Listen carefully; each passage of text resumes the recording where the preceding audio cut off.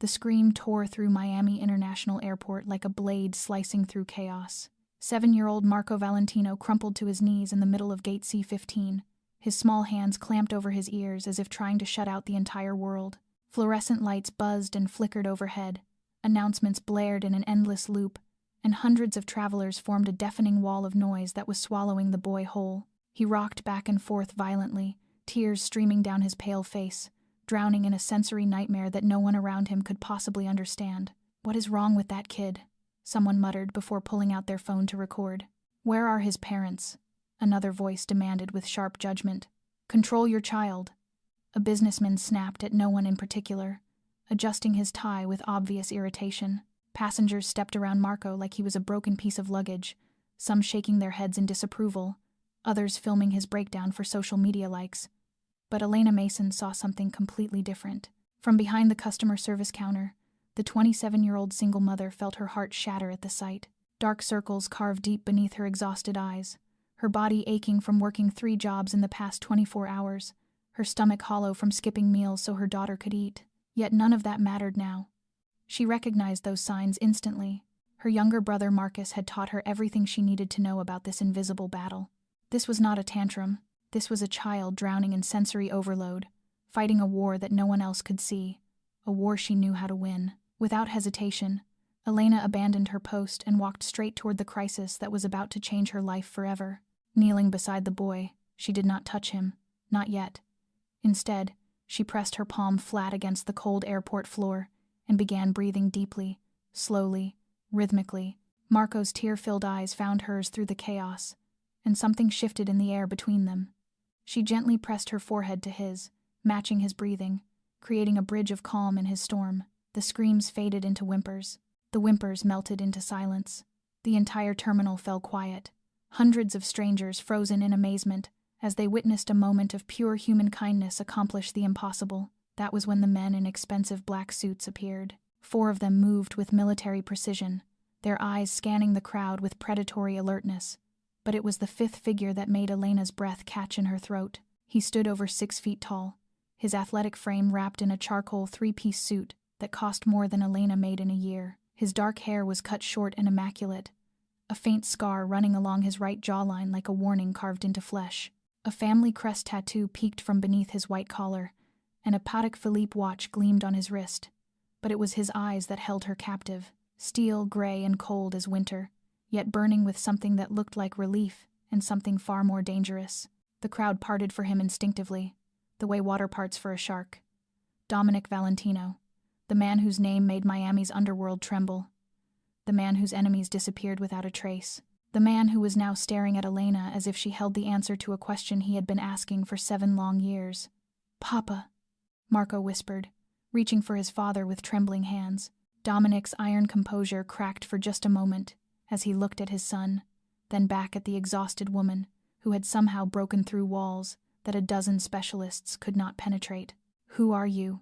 he asked, his voice low and controlled, carrying a hint of an accent that spoke of old money and older secrets. "And how did you save my son?" Elena met his dangerous gaze without flinching, too tired and too brave to be afraid of whatever darkness lurked behind those beautiful, terrifying eyes. She had no idea that her answer would pull her into a world of power, violence, and a love that would either save them all or destroy everything she had left. If this story of unexpected love and dangerous obsession has already captured your heart, hit that subscribe button and leave a comment telling us where you are watching from. Your support helps us bring more incredible romance stories that will keep you completely captivated, because sometimes the most broken souls are the only ones who can heal each other. Elena was still kneeling on the cold airport floor, acutely aware of every bone aching after hours of standing at work, yet she did not dare move because Marco was clinging tightly to her hand, as if she were the only lifeline in a chaotic ocean. 4 bodyguards in black suits had quickly formed a protective circle, keeping curious onlookers at bay. Phones still raised to record from a distance, but no one dared cross the invisible boundary created by the presence of Dominic Valentino. He stood solidly in front of Elena, nearly 30 centimeters taller than her, his shadow falling over both mother and child, like a reminder of unquestionable power. "Who are you?" he asked again, his voice low and controlled, though Elena could hear the impatience simmering beneath the false calm. Elena took a deep breath, then lifted her gaze to meet those steel-gray eyes without blinking. "I am Elena Mason, customer service staff at the airport," she replied with surprising composure. "And I realized your son is experiencing sensory overload, not throwing a tantrum as people assume."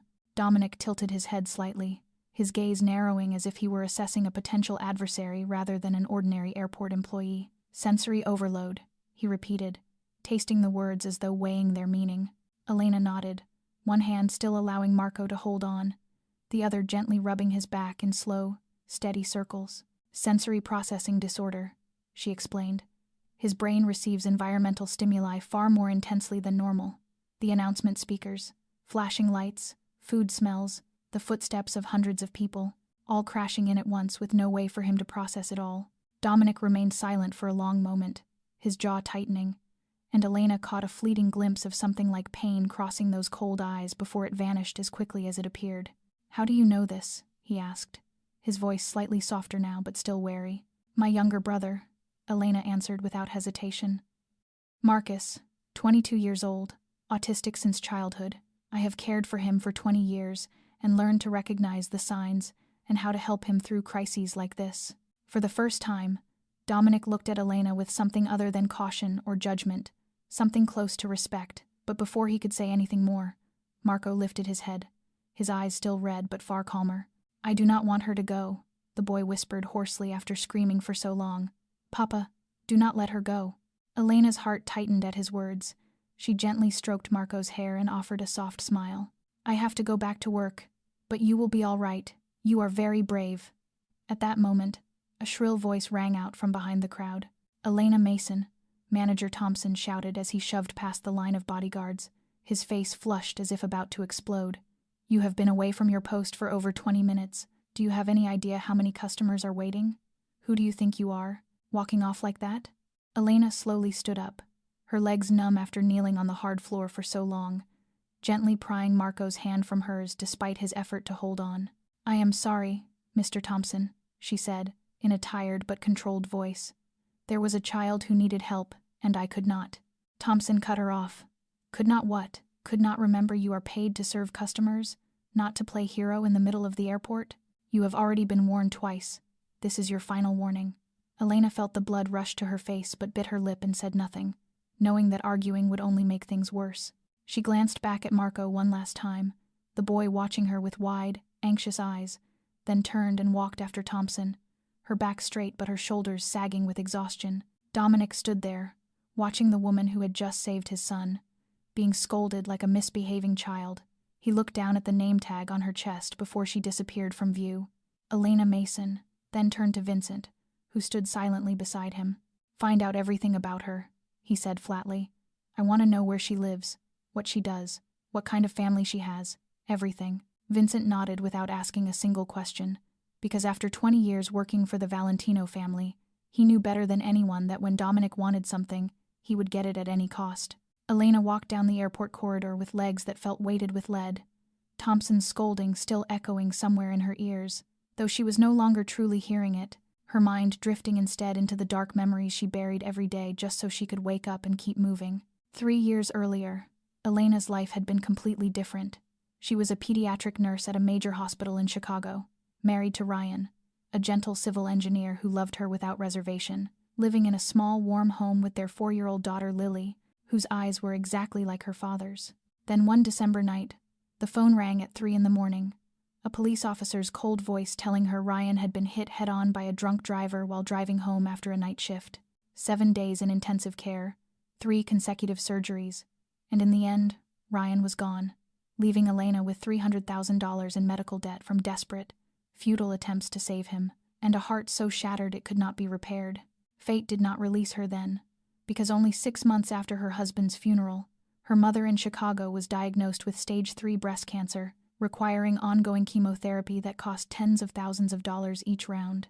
Her brother Marcus still needed special care, 24 hours a day, and the only person besides Elena who could provide it was her mother, now fighting a ruthless disease herself. Elena was forced to take too much leave to fly back and forth between Chicago to care for them, and the hospital where she worked eventually lost patience and fired her for failing to complete the required number of shifts under her contract. Unemployed, uninsured, drowning in debt, Elena made the most painful decision of her life, leaving her mother and Marcus temporarily in the care of an old family friend in Chicago, then taking Lily and moving to Miami in the hope of finding work and a lower cost of living. That hope quickly dissolved. No one wanted to hire a nurse with a disrupted work history and no strong references, and Elena was forced to take whatever jobs she could find. By day, she cleaned rooms at a 3-star hotel near downtown for $9 an hour. At night, she waited tables at a deafening bar until midnight, and on weekends, she worked overnight customer service shifts at the airport to earn a few $100 extra each month. The studio apartment in Overtown had only one room measuring less than 30 square meters, yellowed walls stained with mold, an air conditioner broken since last summer and never repaired, cockroaches and rats appearing from time to time despite her best efforts to keep it clean. Lily slept on the only single bed, while Elena curled up on an old sofa each night, or rather, whenever she had time to sleep at all, because on average she managed barely 4 hours a day. Every morning Elena looked in the mirror and did not recognize the woman staring back. Deep dark circles under her eyes, cheeks hollowed from skipping meals so Lily could eat enough, skin pale from lack of sunlight and nourishment. Each month, after rent, utilities, daycare fees for Lily at a cheap center she constantly worried about, and bus fares that consumed nearly 2 hours of travel every day, Elena was left with a few $100s, almost all of which she sent back to Chicago for her mother and Marcus. Sometimes she wondered how much longer she could go on, her body exhausted, her spirit collapsing, and the only thing keeping her from falling apart was the image of Lily each night, wrapping her arms around her and whispering that she loved her before drifting to sleep. Now, walking down the airport corridor after Thompson threatened to fire her, Elena felt the final thread holding her back from the edge stretching tight, almost ready to snap. She did not know that the chance encounter with little Marco Valentino and his enigmatic father would change everything, that sometimes the universe pushes a person down to the very bottom of the abyss, only to prepare them for a rebound they never dared to dream of. The Valentino estate stood on Fisher Island, a place only the wealthiest of Miami could ever set foot on, a 12-bedroom Mediterranean-style mansion overlooking the deep blue Caribbean Sea, where every brick, every statue, every painting was saturated with money and power accumulated over 3 generations. In the private office on the 3rd floor, Dominic sat behind a polished black oak desk, the warm yellow light from an antique desk lamp casting shadows across his sharp features, creating an air of quiet menace, his steel-gray eyes focused on the thick file Vincent had just placed before him. "Elena Rose Mason," Vincent reported, as he stood at attention, his voice flat and precise like the reading of a verdict. 27 years old, born and raised in Chicago, graduated in pediatric nursing from the University of Illinois, worked at Chicago Children's Hospital for 4 years before being terminated 2 years ago. Dominic turned the pages slowly.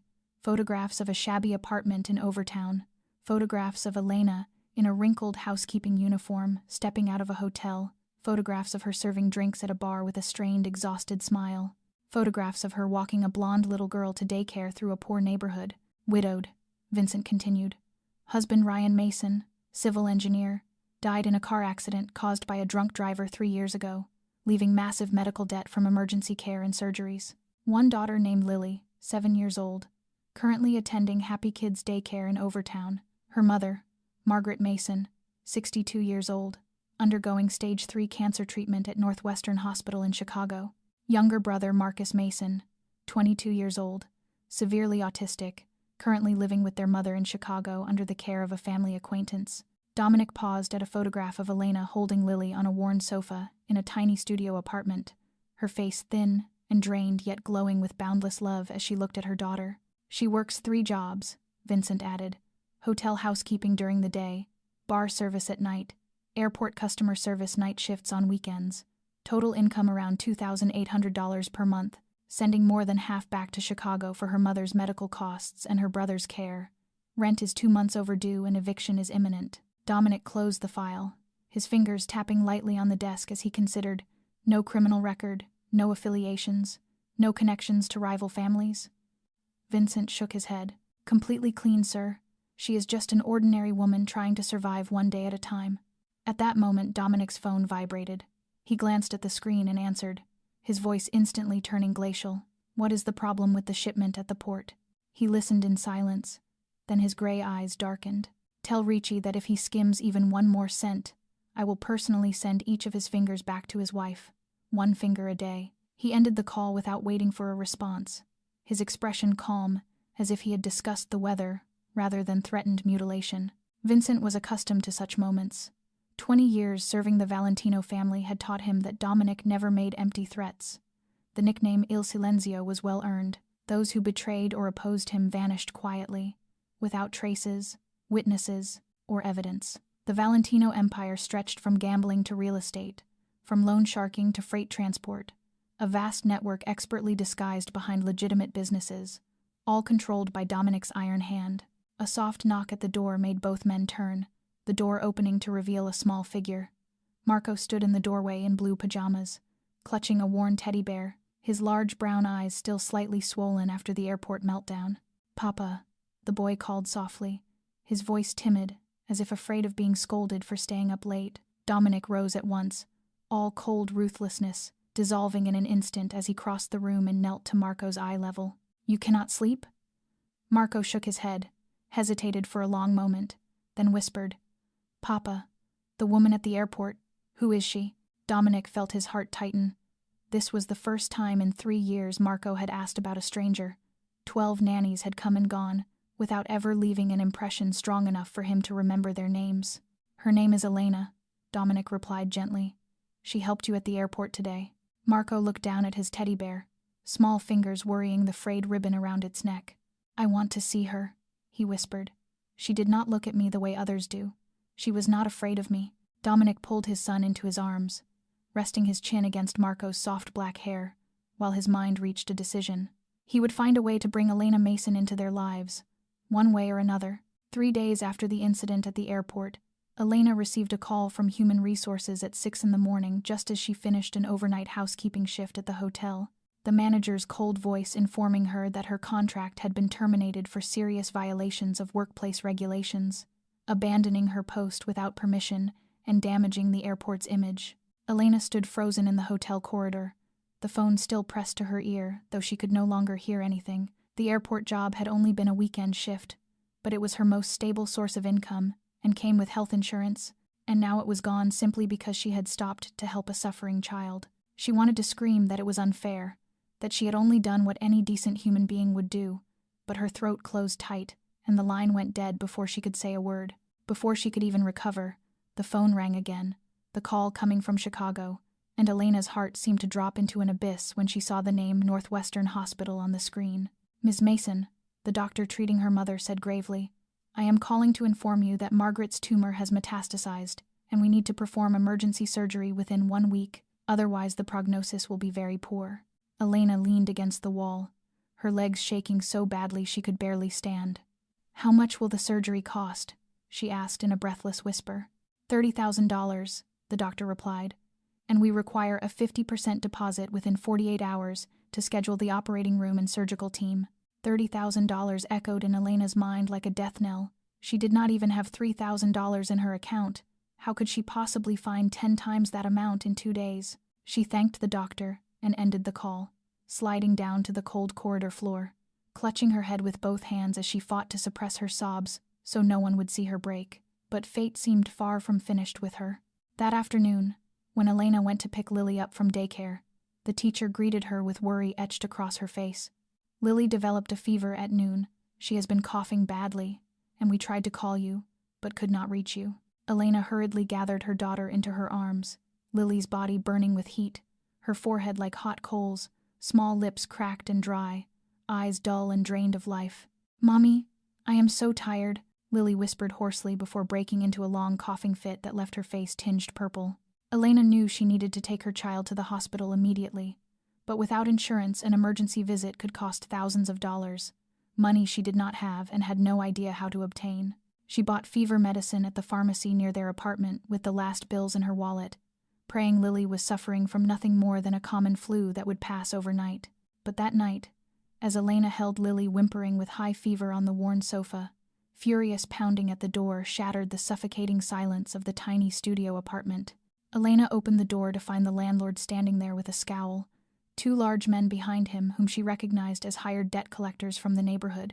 "You have not paid rent for 2 months, he barked. "I have given you enough time. Now either you pay immediately, or you get out by tomorrow." Elena begged, explaining she had just lost her job and her daughter was sick, but the landlord did not care. That is not my problem. He cut her off. I will be back at 6 in the morning. If there is no money, do not make me call the police. The door slammed shut in her face, and Elena stood trembling in the darkness, listening to the retreating footsteps in the hallway and Lily's weak coughing behind her.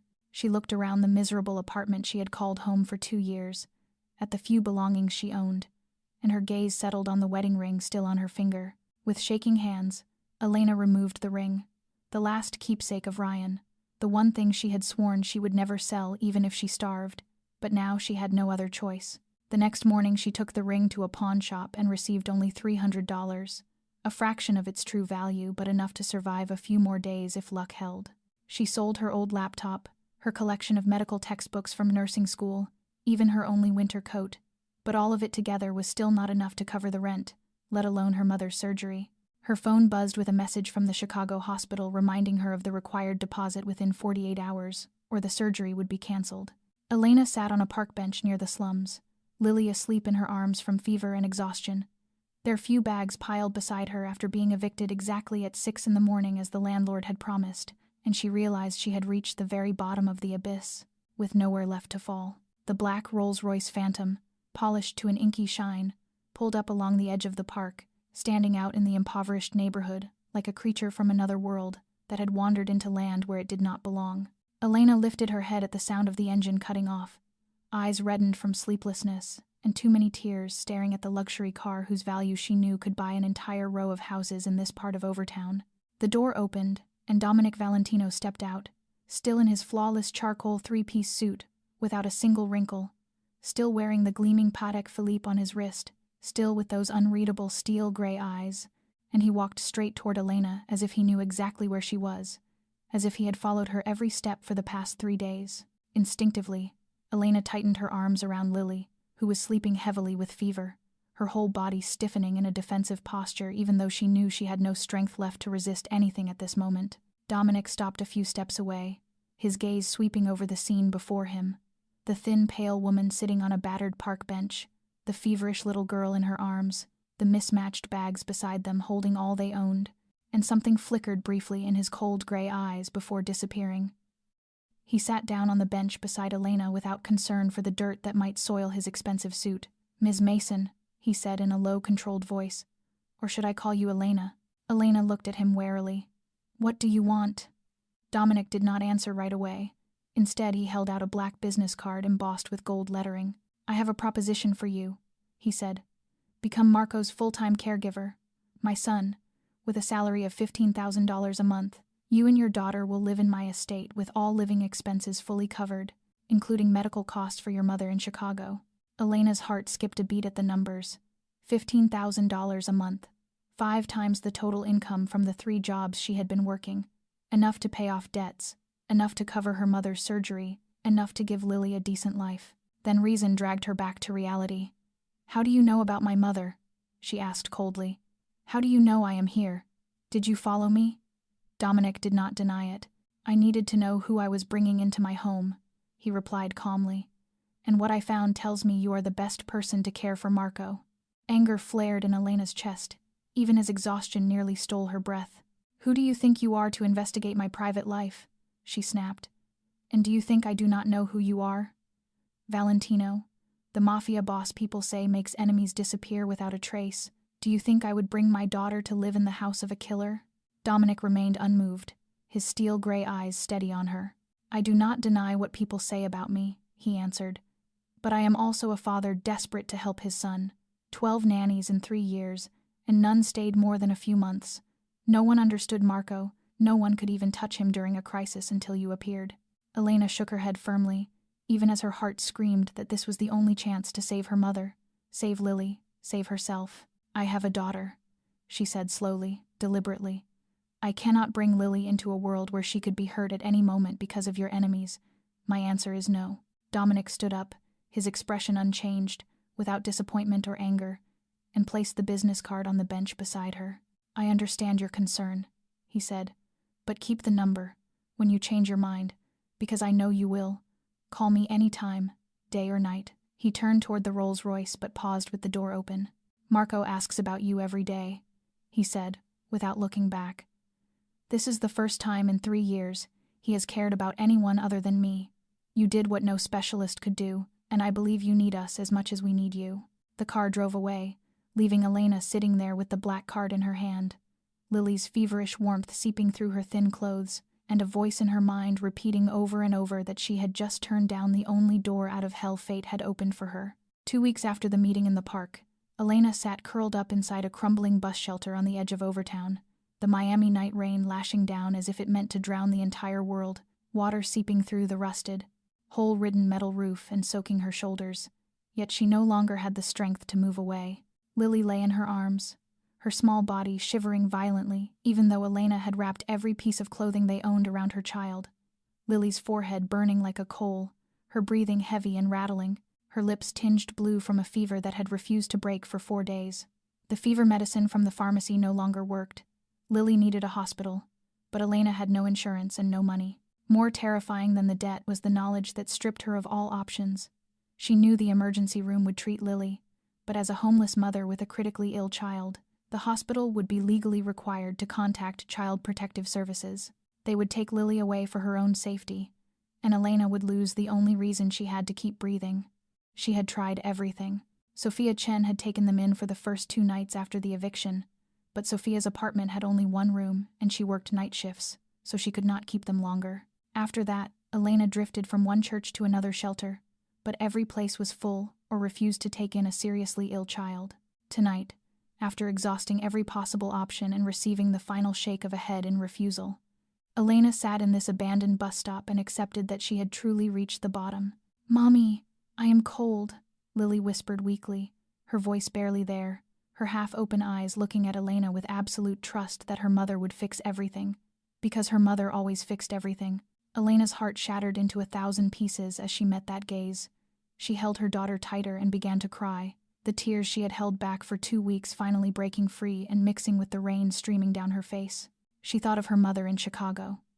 The surgery canceled because there was no deposit, the doctor warning that without surgery the tumor would spread and her chances of survival would grow smaller by the day. She thought of Marcus, her brother, wondering who was caring for him now while their mother was so sick. She thought of Ryan, her husband, the man who had always promised to protect her from every storm, yet he was gone, leaving her alone in the most brutal storm of her life. And then she thought of the black business card with gold lettering, now wrinkled in her pocket, the thing she had meant to throw away dozens of times but somehow never did. Pride or survival, the battle that had torn her apart for 2 weeks now reached its end, because as she watched Lily struggle for breath in her arms, and knew that if she did nothing tonight her daughter might not survive, every principle and every fear of the mafia world became meaningless. With trembling hands, Elena pulled out her phone, the screen slick with rain, but still holding the last trace of battery. She dialed the number on the card and waited. 1 ring, 2 rings. She nearly hung up, thinking that at 2 a.m. no one would answer. But on the 3rd ring, the familiar low voice came through. "Elena." She froze, realizing Dominic was not sleepy at all, his voice alert and controlled as if he were sitting in his office at noon, rather than somewhere in a stormy night at 2 a.m. Elena tried to speak, but her voice broke. "My daughter is very sick. I have no money, no home. I do not know what to do," she said through sobs, barely able to form the words. "I need help." There was a silence that felt like an eternity. Then Dominic's voice returned. "Where are you?" 20 minutes later, the headlights of the familiar Rolls-Royce tore through the black curtain of rain, the car stopping in front of the ruined bus shelter as Dominic stepped out in a black coat, ignoring the rain striking his face as he walked straight to Elena. Without a word, he bent down and gently lifted Lily from Elena's arms, the small body burning hot against his hands, placed her on the back seat, then returned to help Elena stand. She could barely walk after 2 weeks of exhaustion and hunger. Dominic placed her hand on his arm for support and guided her into the car. No judgment, no questions, not a single word about the blunt refusal she had thrown at him 2 weeks earlier. The car sped through the rain toward the largest private hospital in Miami, Dominic speaking into his phone in a cold, commanding voice. "I need your best doctor ready in 15 minutes. A 7-year-old child, high fever, possible pneumonia or severe infection. Cost is not an issue." Throughout the long night in the brightly lit hospital waiting room, Dominic sat beside Elena in silence, handing her a cup of hot coffee when he saw her shaking, draping his cashmere coat over her shoulders, when he noticed she was cold, staying quietly by her side as doctors came and went with updates on Lily's condition. When dawn was near and the doctor finally announced that Lily was out of danger, severe pneumonia, but treated in time with no complications, Elena turned to Dominic with eyes swollen from too much crying. "This is just a job," she said hoarsely, as if trying to convince herself more than him. "I will work for you because I need the money. That is all." Dominic looked at her with unreadable steel-gray eyes, the corner of his mouth lifting slightly. "Of course, just a job." 3 days after Lily was discharged from the hospital, the Rolls-Royce carried Elena and her daughter away from impoverished Overtown and across the bridge linking the mainland to Fisher Island, a place Elena had only ever heard of as the wealthiest residential enclave in the country, where average household incomes reached into the millions each year. And as the car passed through the guarded gates with security stricter than an airport, Elena looked out the window and felt as though she had stepped onto another planet.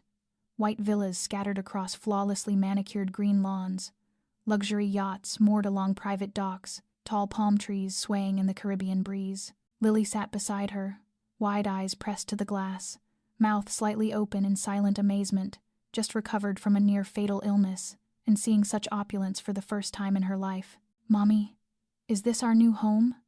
Lily whispered, as if afraid that speaking too loudly might shatter a dream. Elena did not know how to answer.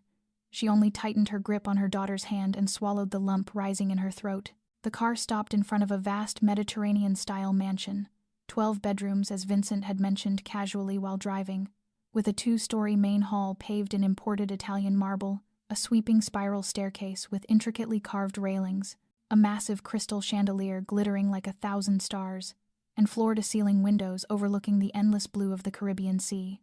Elena stepped into the foyer and froze.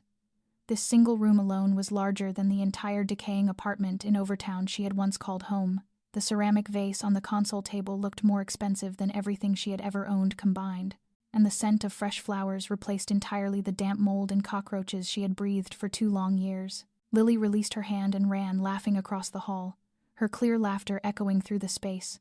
And for the first time since Ryan's death, Elena heard that sound, her heart warming and aching at once, as she realized how much she had endured to give her child this simple moment of joy. A young woman descended the staircase, elegant in an expensive cream dress, long black hair swept into a polished updo, sharp features echoing Dominic's with the same blade-like gray eyes. Lucia Valentino, Dominic's sister, 33 years old, manager of the family's legitimate restaurant chain, and the only person in the household besides his father whom Marco trusted. Lucia came down, step by measured step, her gaze raking Elena from head to toe before settling on the worn canvas shoes and wrinkled t-shirt she wore, open contempt flickering across her beautiful face as she stopped a few paces away. "So you are the woman my brother spent a fortune bringing here," Lucia said sweetly, her voice sharp as a razor. "I expected someone more impressive than a single mother picked up from the slums." Elena felt heat rush to her face but bit her lip and said nothing. She had endured enough humiliation in her life to know that arguing with those who held power only made things worse. Lucia stepped closer, lowering her voice so only they could hear. "I do not know what you think you are doing, but let me be clear, do not get ideas about my brother. Many women have tried, women prettier than you, richer than you, with status you will never have, and none of them ended well. Do you understand?" Elena met Lucia's cold stare without blinking. She was no longer the easily intimidated girl of her 20s. 3 years of suffering had forged her into someone far stronger than she appeared. "I am here for Marco," Elena replied calmly and clearly. "Not for Mr. Valentino, not for money, and certainly not for whatever schemes you imagine. I am his son's caregiver, nothing more, and I owe you no further explanation." Lucia faltered for a fraction of a second, her eyes narrowing as she reassessed Elena like a potential adversary rather than hired help, then turned away without another word. Vincent appeared moments later to escort Elena and Lily to their private quarters, handing over a list of rules to be followed while living in the estate. No access to the basement under any circumstances, no questions about Dominic's work, no leaving permitted areas without a bodyguard, no disclosure of anything seen or heard in this house to anyone outside. Elena nodded to each condition, fully aware that she had stepped into a gilded cage, more beautiful and luxurious than any place she had ever lived, yet still a cage with invisible bars and unbreakable rules. But as she watched Lily skipping across a princess bed in a room 3 times larger than their old apartment, Elena told herself that even if this was the devil's castle, she would survive it, for her daughter, and for those she loved waiting for her in Chicago. The next morning, Vincent led Elena to the east wing of the mansion, an area designed exclusively for Marco, with a separate passageway and a special soundproofing system meant to minimize every trace of noise from the outside world. The door to Marco's playroom tightly closed, heavy curtains blocking out all sunlight, and inside the vast space filled with expensive toys any child could dream of. Limited edition Lego sets, high-end remote control cars, a model train looping endlessly around the room, the latest gaming consoles, all lying motionless beneath a thin layer of dust, as if they had never truly been touched. Marco sat in the farthest corner of the room with his back to the door, drawing on a blank sheet of paper with colored pencils arranged neatly in a perfect rainbow order, completely unresponsive when the door opened. "This is his space," Vincent said softly to Elena. 12 caregivers before you failed to get him to open up. Most gave up after a few weeks because they could not endure the prolonged silence. A few even called him strange before Mr. Valentino dismissed them on the spot. Elena nodded without speaking, stepped into the room alone after Vincent left. But instead of approaching Marco the way the others likely had, she stopped at the doorway and simply observed. She saw the way his shoulders stiffened at the sound of unfamiliar footsteps, the way his small fingers clenched the pencil until they turned white, the way his breathing quickened with the fear of being forced into interaction with yet another stranger. Elena understood that feeling. Her brother Marcus had reacted the exact same way whenever someone tried to intrude into his world. She quietly sat down on the floor just outside the doorway, not entering the room, not forcing Marco to look at her or speak to her, simply existing there as a non-threatening presence. 1 minute passed, then 5, then 10. Elena said nothing, did nothing, only breathed slowly, and waited. Then she began to speak, her voice gentle and even like flowing water, not directed at Marco and not demanding that he listen, just soft words drifting into the air. She told a story about her younger brother Marcus, how he was 22 years old now but still liked arranging objects by color, just like Marco arranged his pencils, how he rarely spoke, in fact barely spoke at all during the first 10 years of his life, and how she used to feel angry as a child because he never answered when she asked him something, never looked at her when she called his name, never hugged her back when she hugged him. Elena went on to talk about the long, difficult years when she learned to understand Marcus, about how she realized her brother did love her, just in a different way, about the drawings he gave her in place of 1,000 words, about how he would grip her hand tightly whenever he was afraid, even though he never said it aloud. She remembered a time when Marcus drew a picture of their family. She continued. In the picture there was their mother, there was Marcus, there was her, but where their father should have been there was only an empty human-shaped space left uncolored, and when she asked why, Marcus had only looked at her and turned away.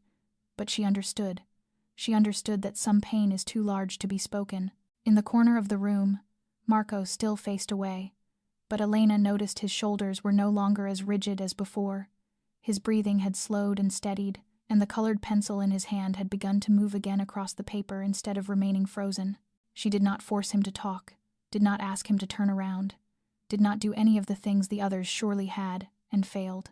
She simply stayed and told her story, until a staff member arrived to announce lunchtime. Then she stood, brushed the dust from her pants, and spoke gently before leaving. "I will come back this afternoon. Marco, you do not have to talk to me if you do not want to. I just want you to know that I will be here, every day, until you are ready." She turned and walked away without looking back. But just before the door closed behind her, Elena heard a small voice like a breath from the corner of the room. She, the woman at the airport, she was not afraid of me. Elena paused for a single second, a soft smile forming on her lips, though Marco could not see it. Then she closed the door and told herself that this was only the first day, that there were many days ahead, and that she would not give up on this boy, not ever. 1 week passed in a steady rhythm. Each day Elena sat outside Marco's door telling stories about Marcus, about life in Chicago, about small ordinary things she believed might help the boy feel safe, and each day Marco still kept his back turned, yet his shoulders grew less rigid, his breathing more even, and sometimes she even caught him tilting his head as if listening, though he never turned around. During that time, Lily was cared for by a housemaid in another part of the mansion. The 7-year-old, quickly adapting to a new life, filled with toys and good food, yet she also began to wonder why her mother disappeared all day into a part of the house she was not allowed to enter. That afternoon, As Elena was telling Marco about the first time Marcus had met her eyes after 12 years of silence, the sound of small running footsteps echoed down the hallway, and Elena turned just as her heart seemed to stop, seeing Lily charging straight toward Marco's door with the unstoppable force of a 7-year-old storm. Lily had slipped away from the maid and followed her mother, knowing nothing of the rules, nothing of the 12 failed caregivers, nothing of the fact that Marco did not speak to strangers. She was simply a curious child who wanted to know what her mother did every day. Before Elena could stop her, Lily darted through the doorway and ran straight into Marco's room with a clear, ringing laugh. "Mommy, this room is so pretty. Why are there so many toys if nobody plays with them?" Elena jumped to her feet, her heart racing, terrified that Lily's sudden presence would undo all the progress of the past week, terrified that Marco would spiral into a crisis with his safe space invaded. But what happened next left her frozen in place. Lily ran straight to the corner where Marco sat drawing. Without hesitation or fear, plopped down beside him, and stared at the paper in front of him with shining eyes. "Your drawing is so pretty," Lily exclaimed honestly.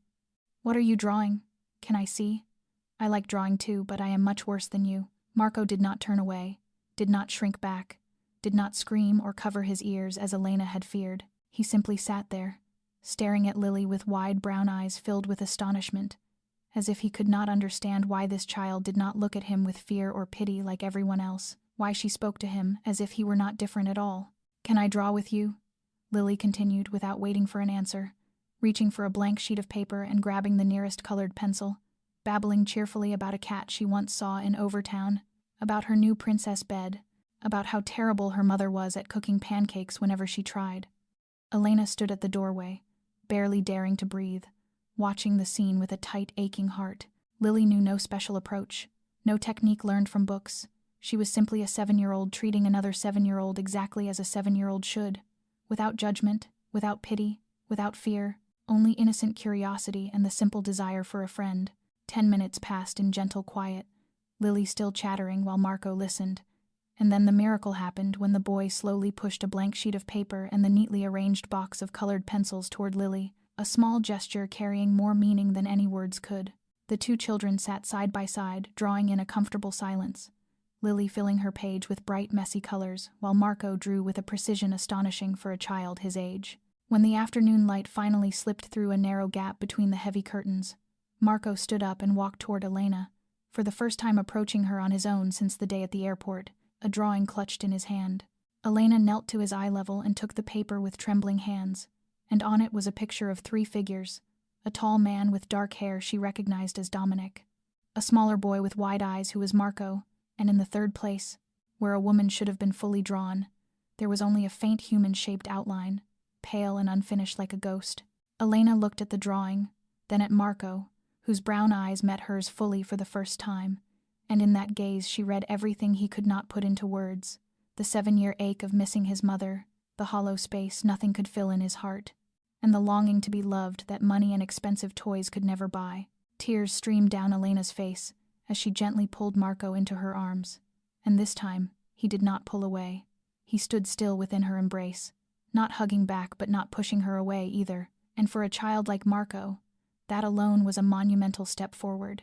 2 weeks after the miraculous moment when Marco handed Elena the drawing, life inside the Valentino mansion had slowly become familiar to her, each morning waking in a spacious room with Egyptian silk sheets, each meal prepared by a private chef featuring dishes she had once only seen in magazines, each night watching Lily sleep peacefully on the princess bed she had always dreamed of. But that night, Elena woke at 2 a.m. with an unbearable thirst, slipped quietly out of her room, and padded barefoot downstairs to find water, not wanting to disturb anyone, her feet moving softly across the cold marble floor in the darkness. And as she passed the corridor leading to Dominic's office, she noticed warm yellow light spilling through a slightly open door, the low rumble of voices cutting through the stillness of the late night, and before she realized what she was doing, she stopped beside the doorway. Through the narrow gap, she saw Dominic seated behind his familiar oak desk, still in his immaculate suit despite the late hour, still with those steel gray eyes cold as ice, yet the air in the room was thick and suffocating with something Elena had never felt from him before. Vincent stood nearby with a face of stone, and before them a middle-aged man knelt on the floor, hands bound behind his back, face bruised and swollen, blood running from the corner of his mouth down his chin, and dripping onto the expensive Persian carpet. "Please, sir, please spare me," the man moaned in a hoarse voice thick with pain and terror. "I only took a little, just a little. I have a wife and children, please have mercy." Dominic said nothing. He simply sat there staring down at the pleading figure, with an empty gaze devoid of emotion, as if looking at an insect rather than a human life. "You thought you could steal from me and live." Dominic finally spoke, his voice low and even to the point of terror, never raised, yet every word carried the weight of a death sentence. "I trusted you. I gave you a chance, and this is how you repay me." The man broke down sobbing, tears mixing with blood on his disfigured face. "Mr. Valentino, please give me one chance, I will pay it back, double, triple, please." Dominic rose slowly, stepped in front of the traitor, then knelt to the man's eye level, a gesture so calm it made Elena shudder more than if he had shouted. "A chance?" he asked softly. "Do you know who the last person to ask me for a chance was? Do you know where he is now?" The man fell silent, his whole body shaking violently, clearly knowing the answer, and knowing it was more terrifying than any threat. Dominic stood, returned to his desk, and sat as if the conversation were over. "Take care of it," he said to Vincent without looking back. "Leave no trace." Vincent nodded, signaling 2 other men to emerge from the shadows and drag the traitor from the room, the man's screams and pleas echoing down the corridor before fading into nothing. Elena stood frozen behind the door, her body trembling uncontrollably, her stomach twisting with nausea, her mind spinning, unable to process what she had just witnessed. She knew Dominic was a mafia boss. She knew he was dangerous, but knowing and seeing were 2 entirely different things. This was the man who read to Marco every night, the man she had seen gently stroke his son's hair as he slept, the man who had saved Lily from a life-threatening illness and asked for nothing in return except that she care for Marco. The contrast between the tender father and the cold killer left Elena feeling as though she were standing on the edge of madness, unable to tell which face was real, unsure whether she was living with a man or a monster. She backed away step by step, careful not to make a sound, then turned and hurried back to her room as fast as she could. Elena closed the door and leaned against the wall, her heart pounding wildly, then looked at the bed where Lily slept peacefully with an angelic face, and every maternal instinct in her screamed that she should take her child and run immediately. But run where? She had no money, no home. Her mother's surgery had just been fully paid for by Dominic, and she was recovering in Chicago. Marcus was being cared for better than ever. Lily, for the first time in her life, had stability and safety. Elena sank to the floor, clutching her head as silent tears streamed down her face. She was trapped in this gilded cage, bound by gratitude and fear, held fast by Marco, who was slowly opening his heart, and by Lily, who was finally making friends. And the most terrifying truth, the one that made Elena recoil from herself, was that she was not entirely sure she truly wanted to escape.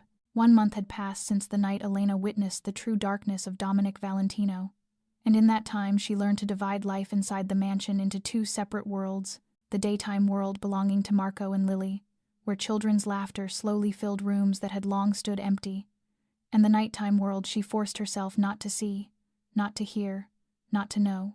Marco had made remarkable progress. He began speaking to Elena and Lily in short but clear sentences. His sensory meltdowns decreased from daily occurrences to once or twice a week, and most importantly, he had begun to smile, something Vincent said no one in the mansion had seen in 3 years. Dominic observed everything from a distance, through security cameras in his office, through daily reports from the staff, through brief moments when he returned home early and caught sight of 3 children playing in the garden, 2 girls and a boy who had finally found their first friends. That night, Elena sat alone in the back garden of the estate, where tall palm trees swayed in the sea breeze and the full moon cast silver ripples across the surface of the pool. She had just received a call from Chicago, the doctor informing her that although the surgery had been successful, her mother was not responding well to chemotherapy. The tumor showed signs of returning, and they needed to consider more aggressive treatment options at a far higher cost. Elena sat there crying silently, tears streaming down her face without a sound, a skill she had learned during long nights in the decaying Overtown apartment when she did not want Lily to wake and worry. She did not know how long Dominic had been standing behind her until his low voice emerged from the darkness. "You are crying," he said. Not a question, but a statement. And Elena quickly wiped her tears and turned around, startled to see him there in a white shirt with the top buttons undone, a glass of whiskey in his hand, looking nothing like the cold mafia boss she knew. "I am fine," Elena lied hoarsely, "just a little tired." Dominic did not reply. He moved to sit beside her, set the glass down on the stone table, and stared at the pool in silence for a long moment before speaking. "Your mother," he said, not a question, and Elena understood that he knew everything, that his people had likely already reported the call from the Chicago hospital. "The tumor is not responding," Elena whispered. "The doctors say there may be new treatments, but the cost is very high, and the chances are uncertain, and I do not know what to do." Silence stretched between them, broken only by the wind in the palms and the soft lap of water against the pool's edge. Then Dominic did something Elena never expected. He began to tell a story. "My wife, Isabella," he said in a low, distant voice as if looking into another world. "She died giving birth to Marco, 7 years ago." Elena turned to him, seeing vulnerability pierce the steel armor he always wore. "It was a difficult delivery," Dominic continued, eyes fixed on the water as if replaying a painful memory. "The doctors said they could save only one, the mother or the child, and Isabella chose our son before I could say a word." He paused, jaw tightening, his hand clenching into a fist on his knee. "I held Marco when he was born," Dominic went on, Isabella's blood still warm on his body, "and I swore I would protect him at any cost. But I did not know how to be a father. I only knew how to build an empire and destroy enemies. I did not know how to comfort a crying child or calm a sensory storm I did not even understand." Elena listened in silence, her heart aching at the revelation, seeing for the first time the man behind Il Silenzio, a man broken by the loss of his wife, powerless to help his son, and utterly alone within the empire he had built. "The helplessness of watching the one you love slip away," Dominic said quietly, "is the worst thing in the world, worse than any physical pain. And I think you understand that." Elena nodded, tears spilling again despite herself. "Yes," she whispered, "I understand. I held Ryan in the hospital for 7 days and watched him fade away piece by piece without being able to do anything. 2 broken souls sat side by side in the Miami night, not touching, but for the first time truly seeing one another. Not as employer and employee, not as mafia boss and civilian, just 2 people who had lost too much and were searching for a little warmth in a cold world." Then Dominic's phone rang, and the fragile moment shattered like a soap bubble. He glanced at the screen, his eyes instantly turning cold again. He rose without a word and disappeared into the darkness to become Il Silenzio once more. Elena watched him go, a complex emotion stirring inside her that she did not dare name, realizing that beneath the monster's shell was a human being, one as wounded and lonely as she was, and that realization frightened her more than anything else. 3 months passed, and the Valentino mansion changed in ways no one in the family had ever believed possible. Children's laughter, now echoing through corridors once buried in oppressive silence, the smell of freshly baked cookies drifting from the kitchen replacing the cold, lifeless air, and sunlight finally being allowed to pierce the heavy curtains that had shrouded Marco's room for years. Marco and Lily became inseparable friends, the boy teaching her to play chess with a patience astonishing for a 7-year-old, while Lily dragged Marco into the garden beneath the sun, showing him how to chase butterflies and pick flowers without fearing the ticklish brush of wings against his skin. Marco's sensory meltdowns diminished dramatically, from weekly occurrences to sometimes only once every few months. And even when they did happen, he now knew to seek out Elena instead of screaming alone in a dark corner. Without realizing it, Elena became the emotional center of the mansion. Servants and guards began greeting her with smiles each morning instead of silent nods. The chef asked what she wanted cooked for the children. The gardener placed fresh flowers in her room every day. Even Lucia's attitude shifted after witnessing Marco laugh out loud for the first time in 7 years while playing tag with Lily in the garden, her former contempt replaced by wary curiosity and reluctant acknowledgement. But the greatest change was Dominic. He no longer maintained the distance of the early days. He began coming home earlier just to make dinner with the family, sitting at the head of the table watching Elena and the children talk with an intensity she could neither read nor ignore. He started eating breakfast with them instead of alone in his office, asking Marco about new drawings, asking Lily about school and friends, even though she had not yet started school, and sometimes he simply sat there watching Elena with a focus that made her feel as though she were being slowly consumed. He learned how to handle Marco's meltdowns from her, and for the first time in his life, he could hold his son when the boy panicked instead of standing helplessly aside and calling for a nanny. On the night of Marco's 8th birthday, after the children had gone to sleep with full stomachs and hearts overflowing with happiness, Elena sat alone on the 2nd-floor balcony overlooking the Caribbean Sea, shimmering beneath the moonlight. She heard footsteps behind her and knew instantly who it was without turning around. The scent of expensive cologne mixed with whiskey had become so familiar she could recognize Dominic even in the dark. He set a glass of red wine beside her and sat down in the chair next to her, and they watched the sea in silence for a long time before he spoke. "Thank you," he said quietly. "For Marco. For everything you have done for him. I do not know what I would do without you." Elena turned to look at him, the moonlight softening Dominic's angular face, the scar along his jaw now seeming like an untold story rather than a warning, as she once believed. "You have done so much for Lily and me," Elena replied. "I should be the one thanking you." Dominic shook his head, his steel-gray eyes locking onto hers and refusing to let go. "You do not understand," he said, his voice low and trembling in a way that startled her. "You saved my son. You brought light into this house. You made me want to come home every day, instead of hiding in my work." Elena felt her heart begin to race. She knew she should say something to break this dangerous moment, to pull them back across the line between employer and employee, but no words came. Dominic lifted his hand, his fingers brushing her cheek as if she were something precious and fragile that might shatter at any moment, and Elena did not pull away. She stood still as the warmth of his touch spread through her body. "I know I should not," Dominic whispered, his voice rough as if holding back something too vast. "I know I am a monster. I know I do not deserve this, but I cannot stop thinking about you. Every night, every day, every second." Then he leaned forward and his lips met hers, gentle, hesitant, as though asking permission rather than taking, and Elena felt the world dissolve around her. The kiss lingered beneath the Miami moonlight, unhurried, undemanding, just two lonely souls finally finding each other after too much loss and pain. When they parted, Dominic rested his forehead against hers, his breath warm against her lips, and he whispered, "I do not know if this is right or wrong, but I do not want to stop." Elena closed her eyes, knowing she had crossed a line from which there was no return, knowing she was falling into the arms of a killer, knowing this feeling could either redeem them or destroy everything, yet in that moment she did not care. "Neither do I," she whispered back, and that was all Dominic needed to hear. 1 week after the kiss on the balcony, the world Elena had just begun to believe might be safe suddenly fractured when Dominic received word that Bella Notte, the South Beach restaurant operated by Lucia and one of the largest legitimate businesses of the Valentino family, had been burned to the ground at 3 a.m. There were no casualties because the restaurant was closed, but the message was brutally clear. Someone had declared war on the Valentino family.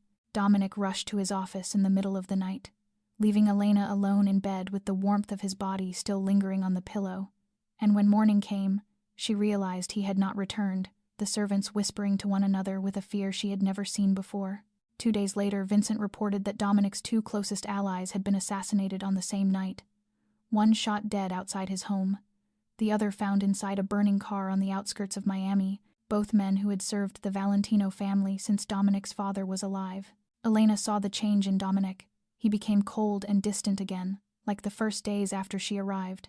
He no longer came home for dinner, no longer read to Marco at night, and when he looked at her his eyes were filled with pain but also distance, as if he were pushing her away to shield her from the storm closing in. Then the package arrived, placed directly at the mansion's front door on a Saturday morning, just as the children woke up. A small box wrapped in brown paper with no return address. Vincent opened it, and the color drained from his face when he saw what was inside. Photographs taken in secret of Marco and Lily playing in the garden, shot from angles that showed the photographer had been dangerously close enough to capture every expression on the children's faces. Along with the photographs was a scrap of paper with words cut from newspapers. "They look good together. Shame the children will not grow up if their father does not behave." Dominic stared at the images, and the entire room seemed to freeze beneath the weight of his fury. Elena had never seen him like this, steel gray eyes burning with something infernal, jaw clenched so tightly the tendons stood out. His hands curled into fists, trembling not with fear but with raw, primal rage. He smashed the glass table in front of him with a single punch, blood spilling from his knuckles without him noticing, and he roared at Vincent in a voice Elena barely recognized. "Find who is behind this," Dominic growled. "Find him and bring him to me. I do not care how many people or how much money it takes. I want to know who dared touch my children." Vincent nodded without a word, and within an hour he returned with the answer. "Anthony Caruso," Vincent said. "Head of the Caruso family, 42 years old. Once your father's closest ally before betraying him 20 years ago. Released last year after 15 years in prison for drug trafficking. and he wants back what he believes your father stole from him." Dominic stood in silence for a long moment, and when he turned to Elena, she saw not only rage in his eyes but a deep, buried fear, the fear of losing the people he loved once again. "From now on, no one leaves the mansion," Dominic said in a voice that allowed no argument. "Security will be tripled, around the clock, guards at every entrance, every window, every corner of the grounds. Not even a fly enters this place without me knowing." He turned to Elena, and for the first time she saw fragility slip through the steel armor as he took her hand.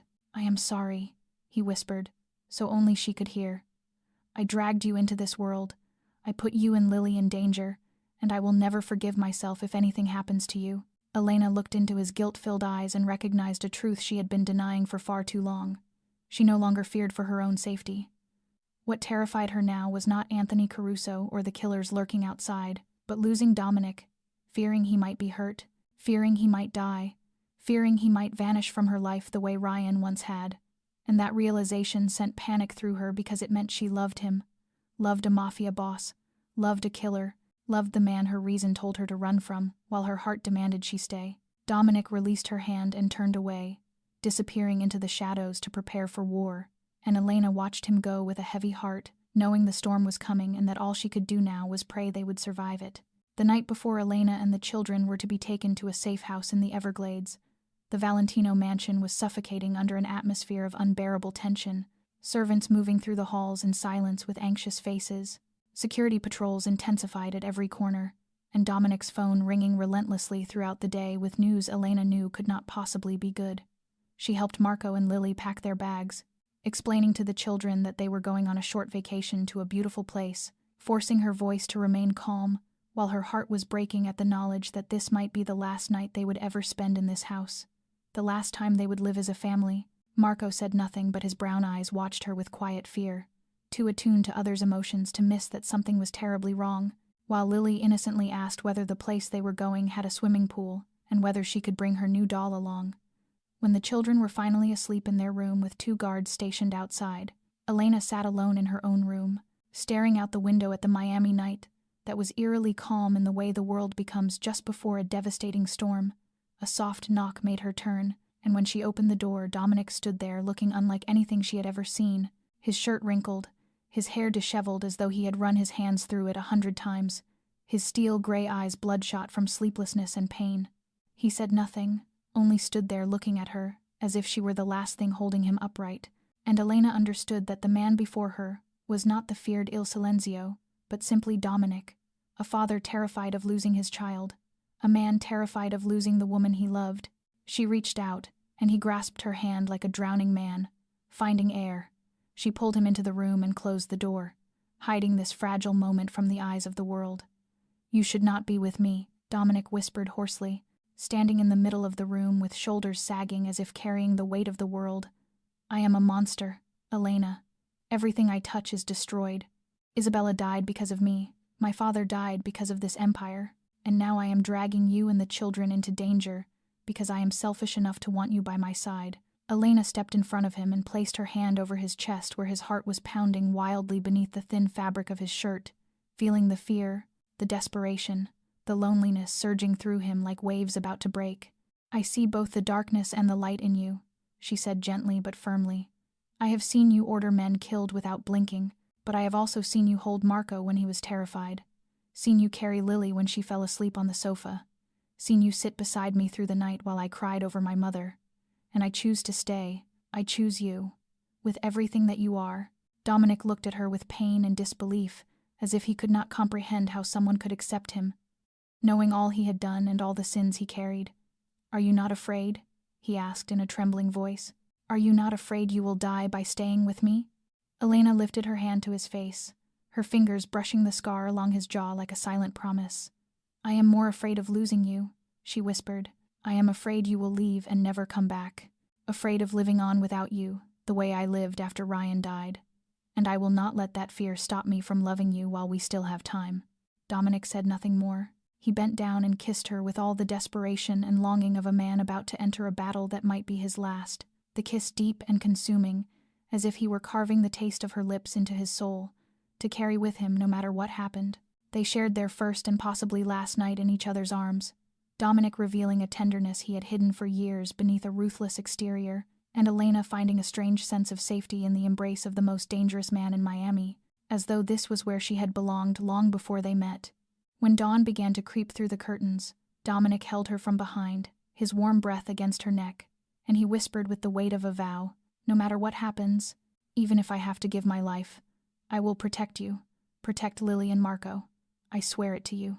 Elena turned and held him tightly, knowing that in a few hours they would be torn apart, knowing she might never see him again, but in that moment she refused to think of it. "I believe you," she whispered against his chest. "And please come back to us." Early the next morning, 3 black armored SUVs rolled out of the Valentino estate beneath the thick mist of a Miami dawn, the convoy moving in a triangular formation, with the vehicle carrying Elena and the children in the center. Vincent driving the lead car while Dominic remained behind at the mansion to prepare for the confrontation with Caruso. Promising he would come to the safe house as soon as everything was resolved, Elena sat in the back seat with Marco on her left and Lily on her right, both children still half asleep and leaning against her shoulders, and she forced her face to remain calm even as her heart raced with fear for the man she had left less than an hour earlier. The convoy sped along the highway toward the Everglades. The scenery on either side, an endless stretch of wild grasslands and dark mangrove forests reaching the horizon. Not a single person, not another vehicle in sight. The silence of the road unsettling in its emptiness. Elena was stroking Lily's hair when she sensed something was wrong. Vincent's lead vehicle suddenly slowed without any clear reason, and before she could grasp what was happening, a massive truck burst from a dirt road on the right and slammed directly into the side of the last SUV. The horrific impact tore through the quiet morning. Glass exploded, metal screamed, and then gunfire erupted from every direction like fireworks from hell. Instinctively, Elena shoved Marco and Lily down onto the floor of the car, throwing her body over them as they screamed in terror. Bullets tore into the vehicle with shrill, vicious sounds inches from her ears, and through the chaos she heard guards shouting, engines roaring, glass shattering again and again like a hailstorm. "Mommy!" Lily screamed, her small hands clutching Elena's shirt as if afraid her mother would vanish. Marco did not scream but collapsed inward, hands clamped over his ears, eyes squeezed shut as he plunged into the worst sensory overload Elena had ever witnessed. Then the unimaginable happened. The guard in the front passenger seat, one of Dominic's most trusted men, whom Elena had seen every day for 3 months, suddenly turned his gun and shot the driver point blank in the head. Blood and fragments spraying across the windshield as the SUV veered wildly off the road before skidding to a stop with a piercing screech. A traitor. The horrifying truth flashed through Elena's mind, just as the doors were ripped open from outside, rough hands reaching in to seize the children, and she screamed like a madwoman, fighting, clawing, kicking with every ounce of her failing strength. "No, do not touch them," Elena screamed. She grabbed one attacker's hand and bit down with savage force until the taste of blood flooded her mouth, but a crushing blow from behind slammed into her head and stars exploded across her vision. Dazed, she felt a bullet tear through her left shoulder, pain ripping through her like molten lead poured into bone and flesh. Yet she still did not release Lily, still tried to drag her daughter back even as blood poured from the wound and soaked her clothes. "Mommy," Lily sobbed as brutal hands wrenched her from Elena's grasp. "No, Mommy, I am scared." Marco screamed in a full meltdown, the sound shredding Elena's soul as she reached for him, but her strength was gone. Blood loss spinning her head, her vision blurring into a red haze. She saw the traitor grinning triumphantly as he slung Lily over his shoulder.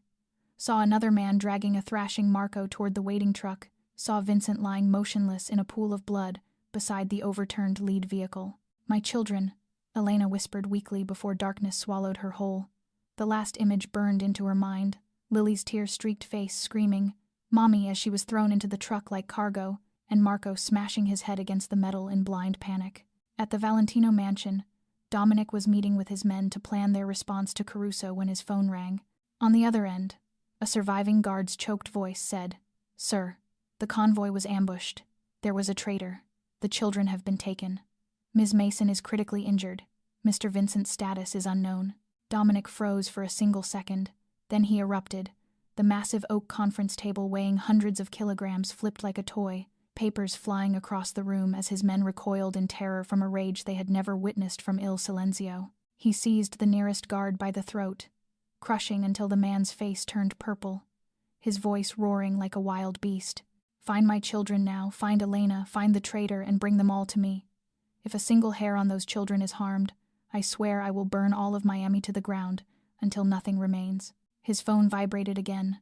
A message from an unknown number with a photograph of Marco and Lily bound inside a metal cage, eyes wide with terror, and beneath it the words, "Your life for the brats, come alone within 1 hour or receive 2 corpses." Dominic stared at the image, his hands shaking for the first time in his life. And in those cold steel-gray eyes, the tears of a desperate father slid down his cheeks without him even realizing it.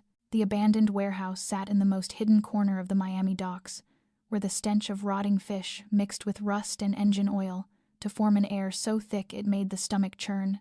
Weak light from a handful of swaying bulbs spilling down onto the iron cage at the center of the warehouse where Marco and Lily huddled in terror, their hands bound with coarse rope that bit into tender skin and left angry red marks, their mouths sealed with silver tape so they could only make muffled, choking sounds.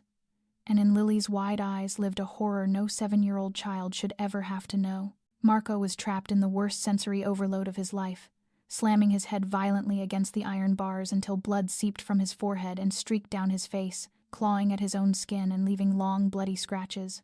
His small body trembling and convulsing as if shocked by electricity, his breathing sharp and broken as he drowned beneath an onslaught of unbearable sensations attacking every sense at once. Lily watched him with tear-soaked eyes, struggling against the ropes until she somehow managed to peel the tape from her mouth, then crawling toward him despite scraped knees on the freezing concrete floor, wrapping her arms around his shaking body.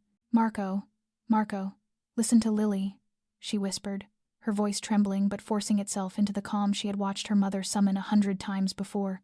Breathe in, then breathe out, slowly. Lily is here. We will be okay. Mommy will come. Papa will come." Marco could not stop shaking, but his brown eyes found Lily's and clung to her as if she were the only lifeline left in hell. And slowly, painfully slowly, his breathing began to follow hers as he tried to mirror her rhythm. "Breathe in, breathe out," Lily whispered again and again like a spell, her voice breaking with sobs but never stopping. "Remember what Mommy taught us. When you are scared, you count. 1 sheep, 2 sheep, 3 sheep. Count with Lily." Marco.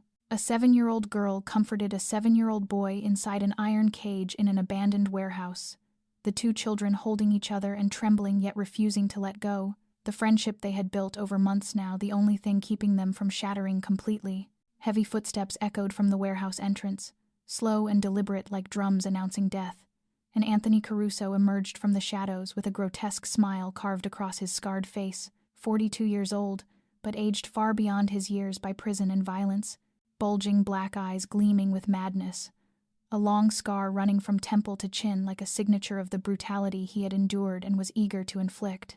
Caruso stopped before the cage, gazing down at the trembling children, with the sick delight of a predator savoring fear. "Adorable," he sneered.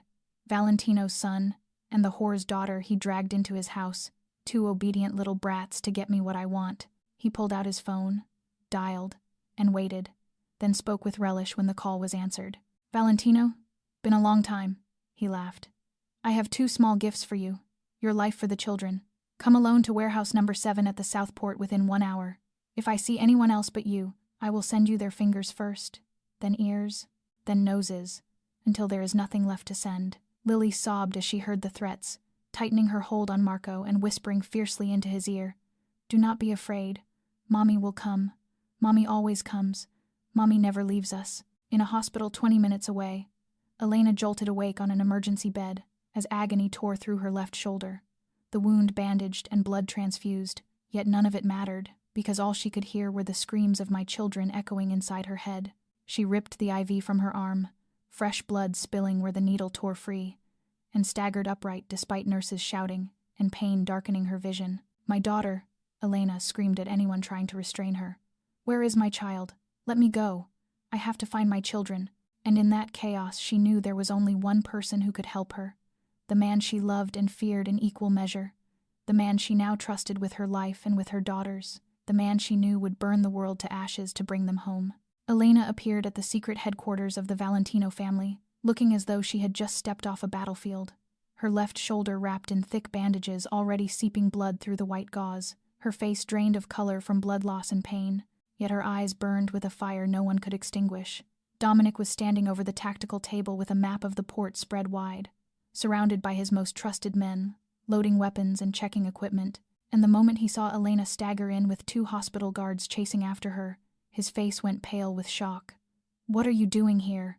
Dominic roared as he rushed forward and grabbed her uninjured shoulder. "You are wounded.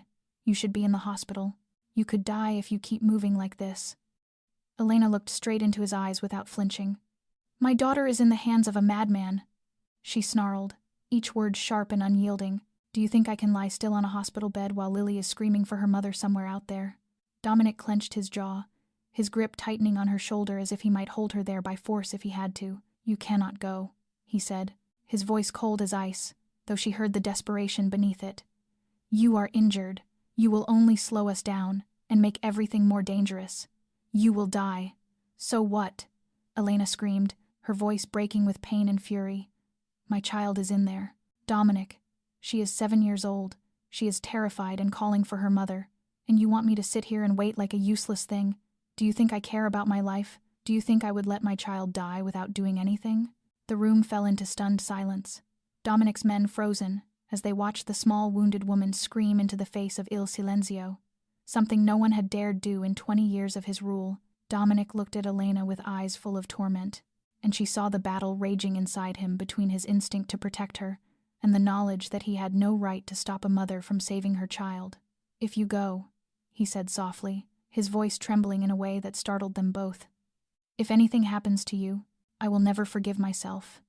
Elena lifted her hand to his face, her fingers icy from blood loss yet touching him like a vow.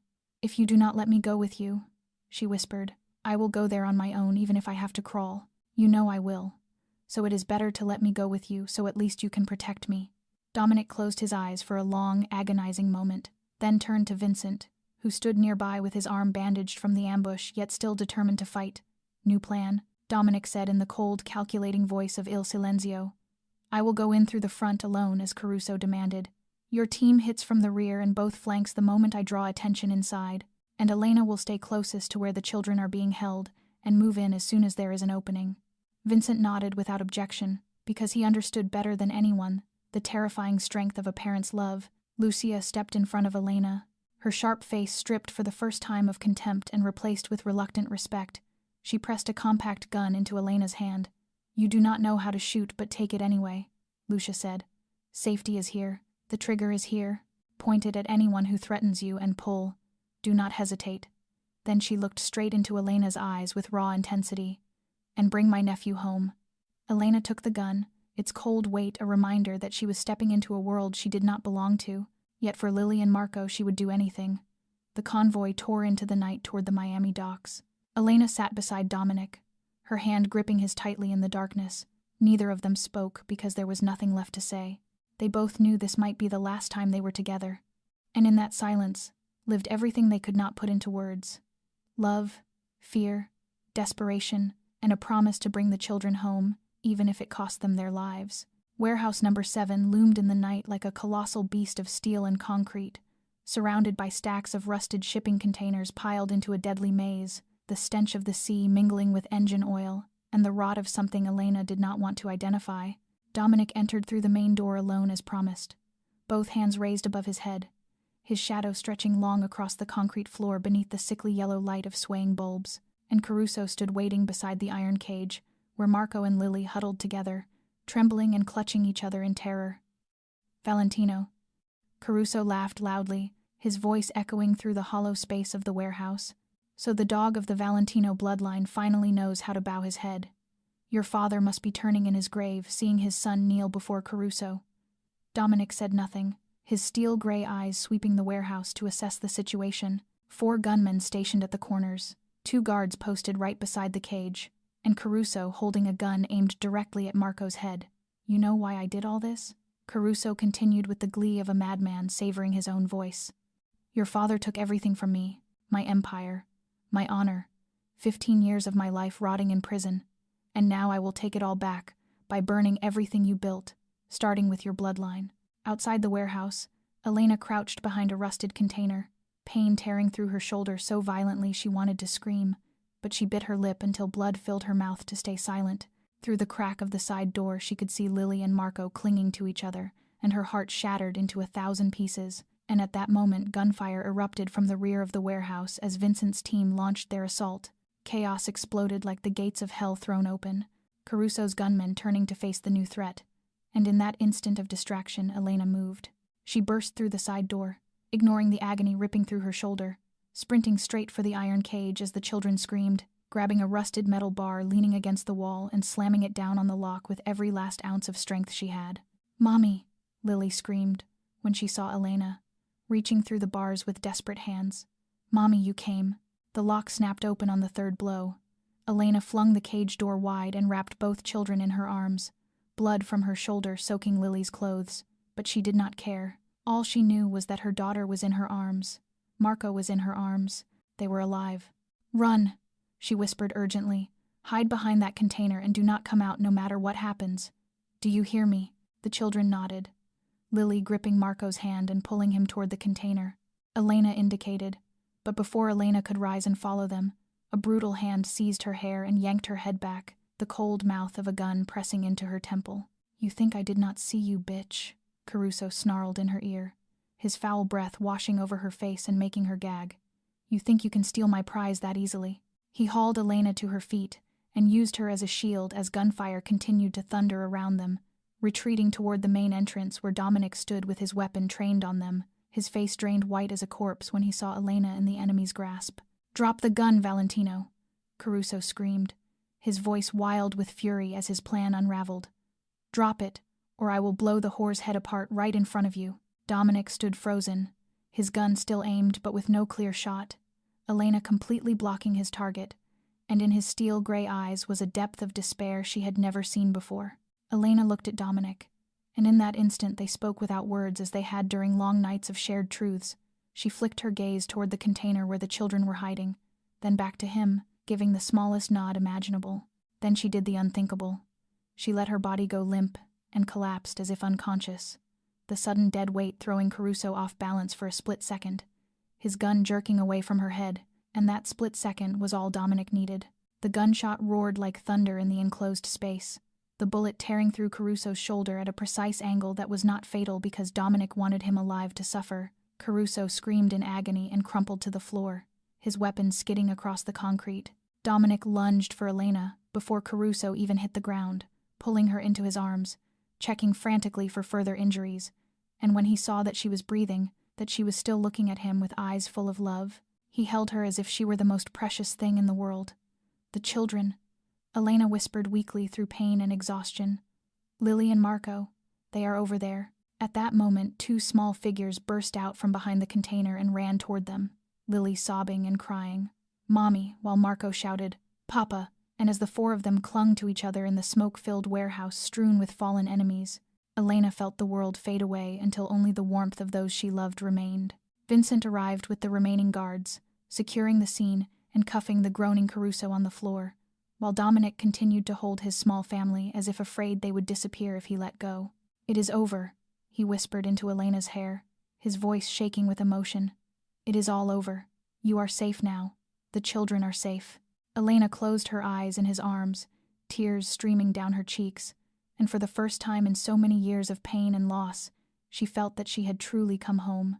2 years after the horrifying night at the Miami port warehouse, the Valentino mansion on Fisher Island had been transformed completely, no longer the cold fortress of a feared mafia boss, but a home filled with children's laughter, the scent of baked goods drifting from the kitchen, and sunlight pouring through curtains drawn open to welcome the day into every room. 10-year-old Marco sat in the living room teaching Lily how to play chess, still carrying his own sensory challenges, but having grown remarkably from the 7-year-old boy who once screamed in an airport, now able to communicate comfortably with his family, and even surrounded by a small circle of friends he met weekly in art class. Lily had grown as well, a 9-year-old girl with shining blonde hair, studying ballet at the finest arts academy in Miami. A dream she once never dared to speak aloud for fear her mother could not afford it now made real. And at every performance the entire family sat in the front row, applauding proudly. "Marco won again," Lily exclaimed with mock frustration, though her eyes sparkled with pride as she looked at the brother not by blood but by heart. "Next time I will win," Marco replied with a rare yet warm smile. having learned from Elena and Lily that showing emotion was not something to fear. From the kitchen, Elena emerged with the round belly of her 7th month of pregnancy, 29 years old and more radiant than ever. The dark circles long gone, replaced by the glow of fulfilled happiness. No longer working 3 jobs a day, no longer skipping meals so her child could eat, no longer sleeping on a worn sofa in a crumbling apartment worrying about rent.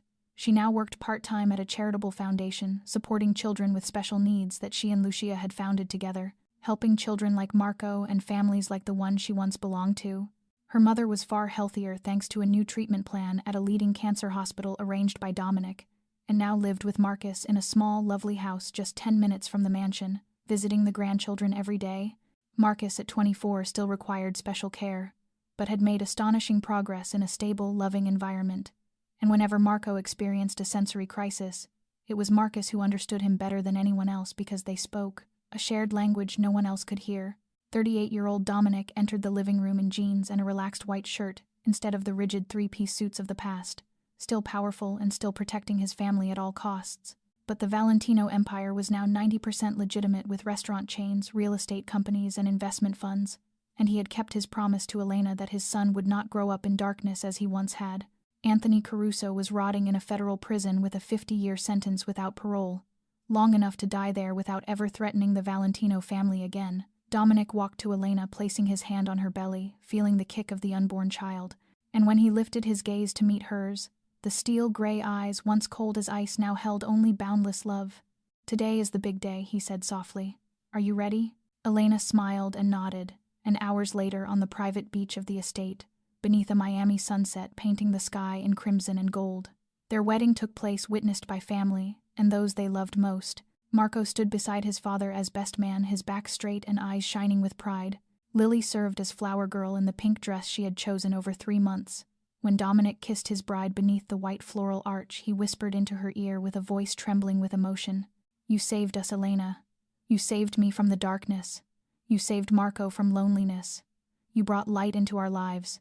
Elena looked into the eyes of her husband, the man she once feared, once wanted to run from, and now loved with her entire heart. "We saved each other," she whispered back, "and that is our story, imperfect but ours." The Miami sunset wrapped around the family of 4, soon to be 5, and in that moment, Elena understood that life is not always fair, but sometimes the very suffering we endure leads us to a happiness we never dared to dream of. This story reminds us that kindness is never wasted, that a single moment of stopping to help another can change an entire life, that family is not always bound by blood, but by the choice to love one another, despite every difference, that even in the deepest darkness, there is light if we are brave enough to seek it. Thank you for staying with us through this deeply emotional journey. If this story of unexpected love and imperfect family touched your heart, please subscribe to the channel and turn on notifications so you do not miss new stories each day. Do not forget to like and share this video with those you love to spread the message of love and sacrifice. We would truly love to know how you felt about this story. Which character moved you the most? Which moment brought you to tears? And how you connect this story to your own life? Please leave a comment from the depths of your heart, because every comment gives us strength to continue creating meaningful content. We wish all of you watching this video good health, a life filled with joy and peace each day. Goodbye and see you again in our next videos.